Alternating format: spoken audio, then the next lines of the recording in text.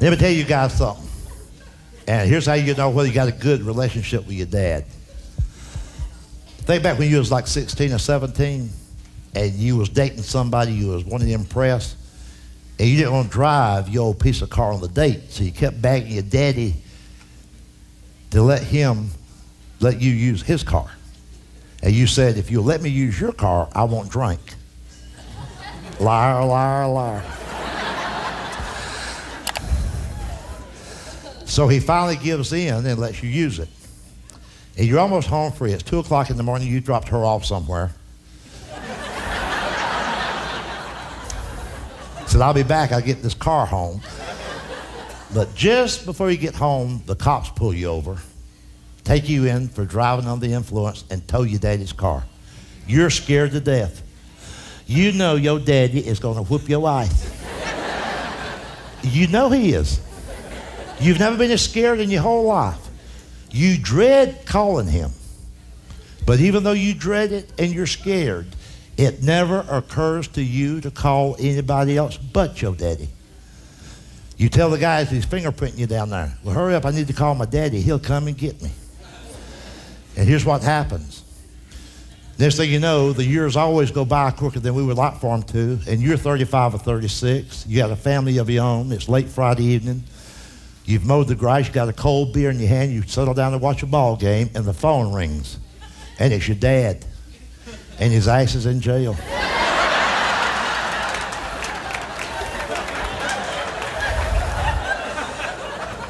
He just beat the shit out of the UPS man.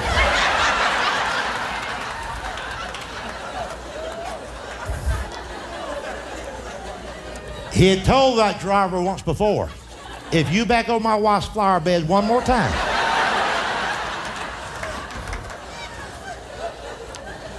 if that was a time when a man did what a man said. So the UPS truck backed over her buttercups. Your dad's in jail.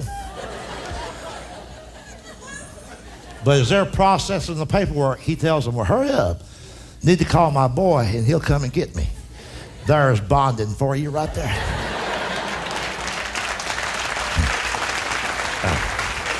So, tell you about the first pooper scooper law in America. Then I'll show you very quickly how that makes me think of my dad. First pooper scooper law was in Massachusetts. And here's what happened. There's this young couple lived next to an older man, and he had a Doberman. And every morning he'd take that Doberman out for a walk. And it would relieve itself. Well, just really. Right there on the sidewalk, there's this young couple's mailbox. Every time they went out to get the paper or the mail, they'd step in dog shit. And them being a modern couple, and him a sensitive male, a young sensitive male, he started whining to the city council. Just whining. My neighbor's dog is in my yard. Please pass a law. Could you pass a law and help us? Could you help us? 2 years later, we had the first pooper scooper law in America. But here's the point to the story. For 24 long months, while this young couple was waiting for somebody to pass a law, they had to walk around dog just to get the mail. 2 years. You know what my daddy would have done? You know what my daddy would have done? He'd have gone next door and told that man that dead dogs don't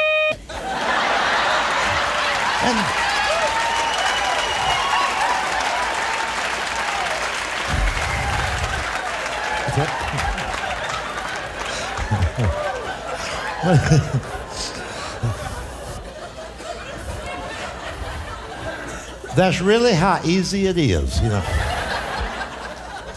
We've all just forgotten how easy it is. Yeah. All joking aside, there's not much we can do about a tornado. Tornadoes are too quick.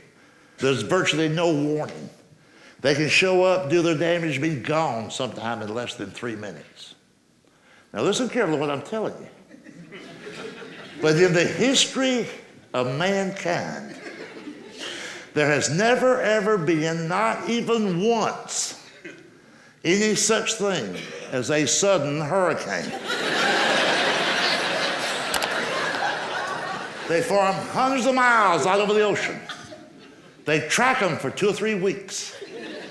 Every evening on the local television news, the anchor man says to the viewing audience, look,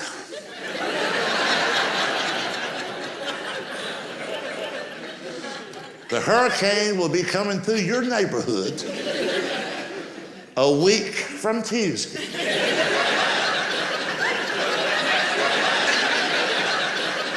And hell, they just wait on it.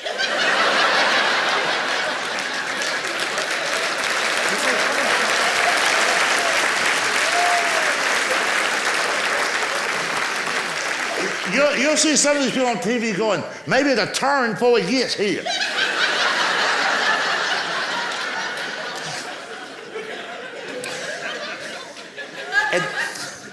And I hope I'll live long enough for someone a lot smarter than I to explain to me so I can understand the miracle of plywood.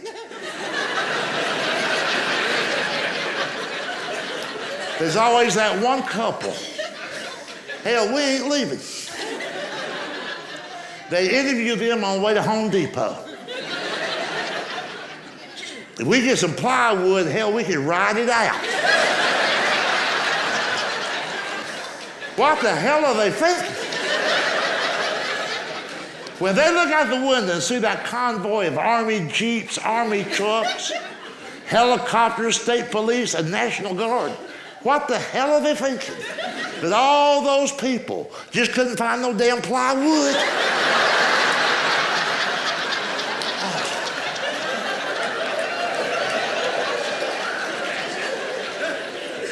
But I tell you what, folks, at least in this part of the country, the Midwest, the Southeast, see, we have to deal with the very worst Mother Nature can throw at the human race.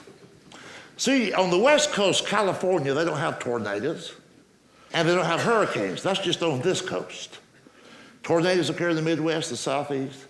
In New England, like Vermont, Rhode Island, they don't have tornadoes. You've heard the expression, it's biblical, and your mother has said it, you've heard it. God never gives us more, or puts more on us than we can handle. That's how come he sends that stuff to us.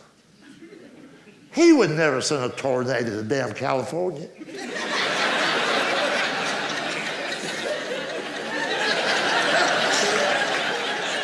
Hell, they just couldn't deal with it. That's why all they get out there is what I call silly weather, limp-wristed weather. Like mud's like mud, it's damn mud. Where else in America would mud be a natural disaster? Down here, we put big wheels on something and get out and play it.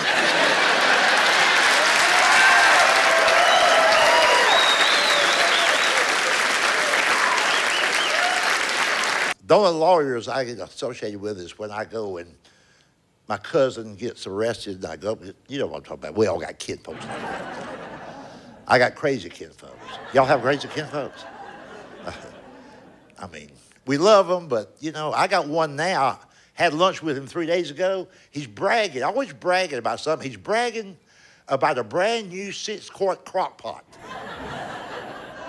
And he don't have it yet because he's got it on layaway. And he tells me, he acts like it's the greatest thing in the world. He asked me, he said, do you have a crock pot? I said, no, I don't have a crock pot. You ought to get one. I said, I don't need one. He said, here's what you can do with a crock pot. You can put a raw chicken in a crock pot early in the morning, turn it on low, and when you come home from work that evening, it'll be ready to eat. Ain't that something? And I said, that's good, but you don't work. Like you're home all day, you know. The reason he's home all the time is because he's never had a full-time job, because I don't think he knows how to fill out a job application. Where it says nearest relative, he'll put 12 miles. In case of emergency call, he write in like 911. Just crazy, crazy people. But it's good to be here. By the way, I got here about an hour ago, and I saw some of y'all outside. They had food here today, but outside the studio. It was wonderful, wonderful food. As you can tell, I love food. I tried every diet that don't work. A diet that I hated the most. A few years ago, they had this diet called the Stillman water diet. The Stillman water diet. You had to drink 18 glasses of water every 24 hours. I lost 2 pounds in one day. My bladder fell out. But I love good food. Have you noticed that young people today don't know how to eat real good? Young folks, they get politically correct on what to eat. I work and travel with other comedians. Some of these guys, bless their heart, these are weird guys. I mean, they're 25, 30 years old. We always stay at the same hotel. They'll call my hotel room and they'll go, we going out running. You want to go? And I'm like, do what? We gonna run. You going? I'm like, no. But if you happen to cross a Krispy Kreme, you can bring me something back, you know. And I hate to go out to eat with them, especially, I love to go to the truck stops. And this is a true story that happened in Nashville just about, a year ago. They had me working with a 25-year-old comedian. We went to a truck stop, not a 4-star Mediterranean restaurant, this is a truck stop. When we sat down, 2 comedians surrounded by truckers. Waitress comes over, big woman, not a lot of teeth. All this young guy wanted was a salad. Nothing wrong with that. But he asked this truck stop waitress, did she know whether or not any of those salad ingredients had ever been exposed to any type of pesticides? She said, well, we spray for roaches every now and then, but I don't think none got on the lettuce. A few minutes later, she put the food in front of him. He looked at it. I didn't know it come with cheese on it. I can't eat that. I'm lactose intolerant. She said, honey, that's not lactose cheese. That's cheddar cheese. You see, I wouldn't make fun of these guys if they would leave the rest of us alone. But the ones I just described to you, they have the audacity to make fun of my food. They will point at my food and they'll go, do you know what that greasy food's gonna do to you? I'm like, yeah, fill me up. I have to eat that way. I need to maintain my strength because I'm usually one of the pallbearers when my healthy friends drop dead working out.